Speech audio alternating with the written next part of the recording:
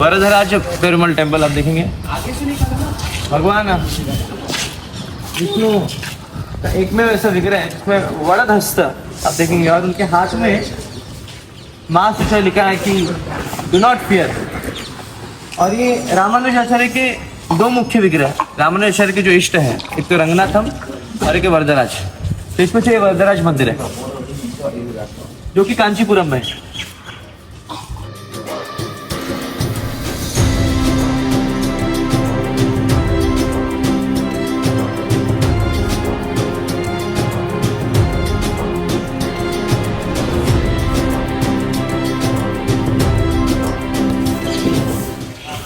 श्री रामानुजाचार्य उनके शिक्षा गुरु कांचीपुरम, बहुत ही विख्यात भक्त है कांचीपुरम, जो कि भगवान विष्णु से स्वयं वरदराज से वो बातें करते थे, शामर की सेवा करते थे, पंखा हिलाते थे। और जितने भी लोग यहाँ पे आराधना करने के लिए आते थे वो कांचीपुरम से पूछते थे कुछ प्रश्न, फिर वो जाके भगवान वरदराज से पूछते थे और वरदराज उनको उत्तर देते थे।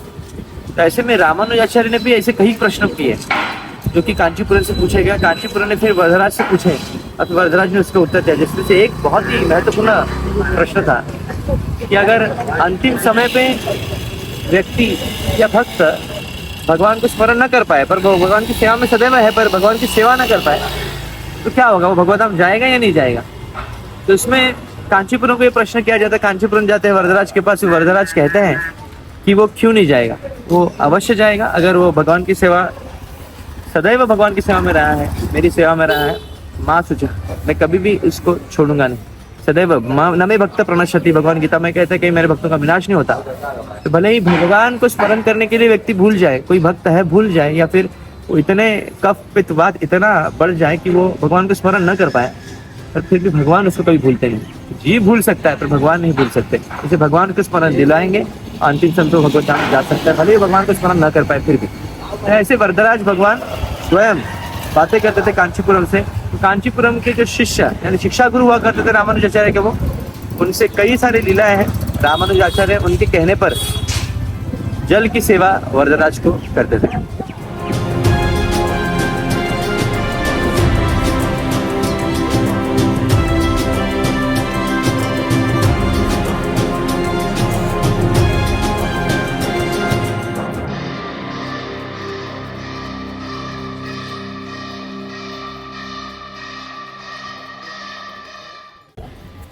बहुत ही सुंदर स्थान है ये, और भगवान विष्णु का अष्टभुज रूप यहाँ पे आपको देखने मिलेगा। और आदिकेशव मंदिर से भी ये जो विग्रह है ये विख्यात विग्रह है, आदिकेशव टेम्पल भी माना जाता है इसे।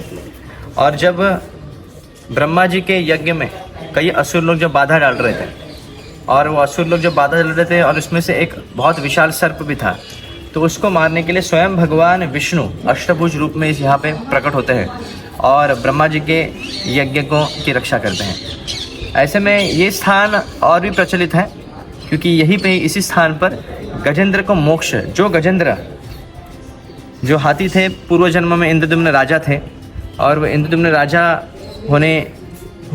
थे जब, और उस समय पे उनको श्राप मिला गया कि वह अगले जन्म में हाथी बनेंगे। तो भले हाथी थे पर पूर्व जन्म का मंत्र उच्चारण जो किए थे, जो प्रार्थना अर्पित करे थी, प्राग जन्मनि अनुशिक्षता, वो उनको स्मरण था।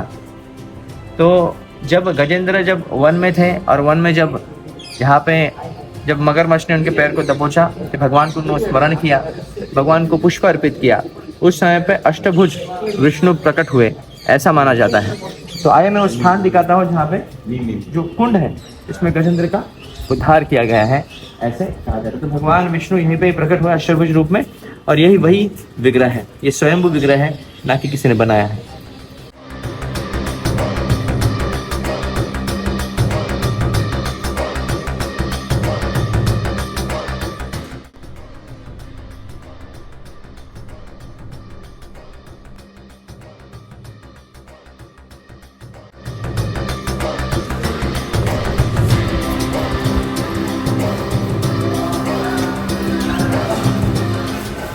उग्रम वीरम महाविष्णु ज्वलंतम सर्वतोमुखम नरसिंह भूषणम भद्रम मृत्यु मृत्यु नमामि हम। तो यह, मैं तो उग्र नरसिंह का मंत्र बोला पर यहाँ पे योग नरसिंह है।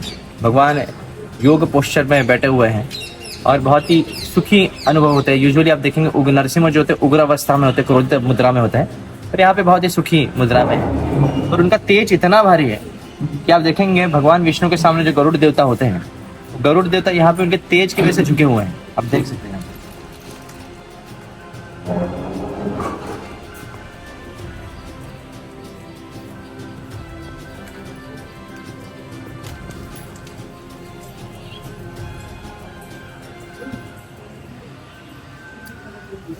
तो भगवान की तेज से उनका जो आप देखेंगे बहुत झुके हुए हैं।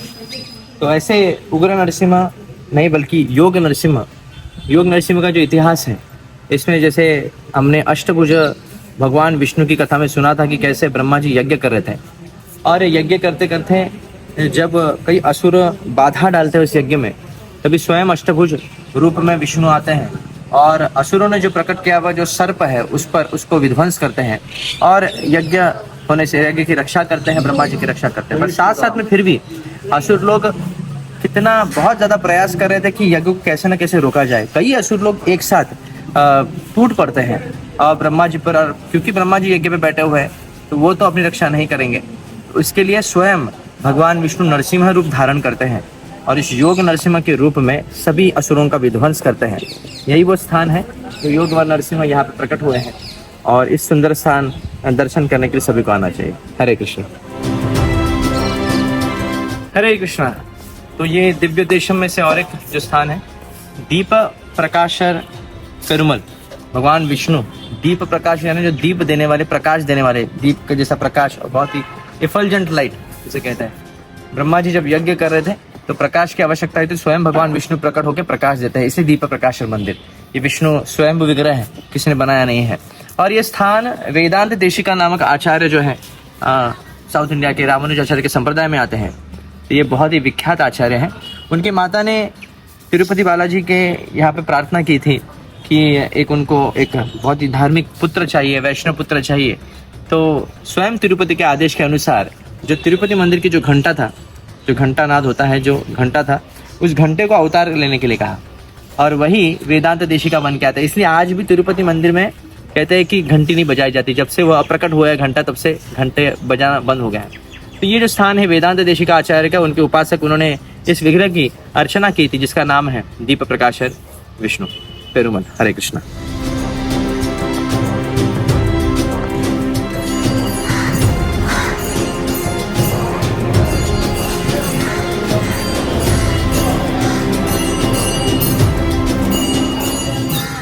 हरे कृष्णा। तो ये जो मंदिर है पांडव दूत, यहाँ पे भगवान कृष्ण का नाम है पांडव दूत। और आप देखेंगे भगवान यहाँ पे विश्वरूप दर्शन देते हैं। और किसको देते हैं? कई बार आप सुने रहेंगे विश्वरूप भगवान दर्शन दे रहे हैं, अर्जुन को दे रहे हैं। अनेक वक्त्रनयनम अनेक अद्भुत दर्शनम अनेक दिव्यांबरधरम दिव्य गंधानुलेपन सर्वाश्चर्यमयं देवं अनंत विश्वतोमुखम।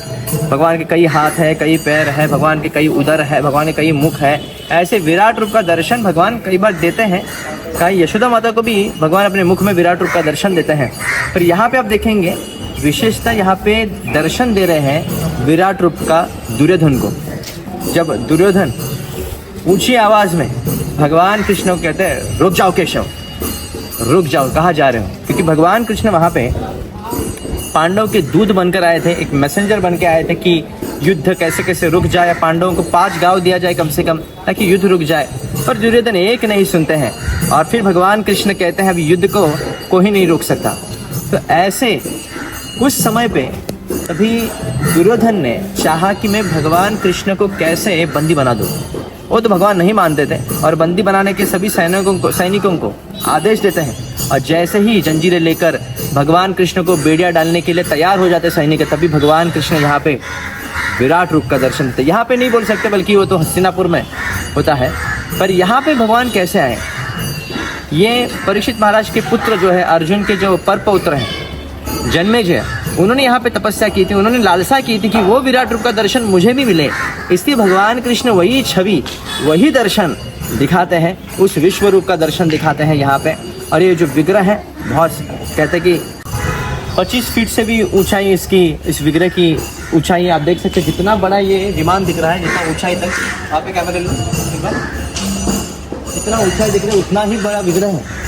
और आप देखिए विग्रह के जस्ट नीचे भगवान कृष्ण का जो आप स्वरूप देख रहे हैं वही स्वरूप आप देखेंगे अंदर है एकदम पूरे जो हस्त है, एक राइट हैंड जो है और लेफ्ट हैंड देखेंगे एक वरद मुद्रा में है भगवान कृष्ण वहाँ पे, और उनका जो अर्ध पद्मासन स्थिति में है, पूरा पद्मासन नहीं है, एक पैर बैठे हुए हैं और एक पैर को छोड़ा गया है।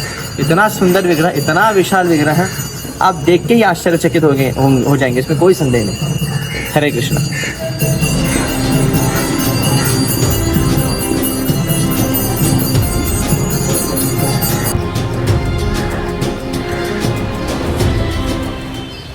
हरे कृष्णा। पचई वन्नर टेम्पल, पचई यानी ग्रीन एमरल्ड। हरे कृष्ण हरे राम, राम भी एक्चुअली हरे ही है। भगवान राम जो होता है तो उनका वर्ण है हरा रंग का होता है। मरीचि ने जब उपासना की, मरीचि ने उपासना करने के बाद भगवान राम जी के दर्शन की अभिलाषा की, तभी इस स्थान पर स्वयं भगवान विष्णु राम जी का दर्शन देते हैं मरीच को। तो इसलिए ये मंदिर बहुत ही पुरातन है और इसलिए उनको कहते हैं पचई वन्नर, तो भगवान विष्णु का नाम है यहाँ पे। हरे कृष्ण। बवाल वर्णर जो ये मंदिर है, इसमें भगवान विष्णु कहते हैं कि एकदम उनका जो वर्ण है वो रेडिश हुआ था, एकदम लाल रंग का हुआ था। ऐसा भी कहा जाता है कि भगवान त्रेता युग में लाल वर्ण में आते तो उसको दर्शाते हैं। तो ब्रह्मा जी जब यज्ञ कर रहे थे और सरस्वती माता उसमें बाधा डालने का प्रयास कर रहे थे, वो एक लीला जो है जिसमें क्योंकि सरस्वती माता ब्रह्मा जी से क्रोधित हुई थी कोई उनके व्यवहार की वजह से, और फिर जब वो बाधा डालने थे तभी भगवान विष्णु प्रकट होते हैं क्रोधित मुद्रा में और लाल वर्ण में हो जाते हैं। तो इसलिए इस विग्रह का नाम है पवाल वन्नर। हरे कृष्ण।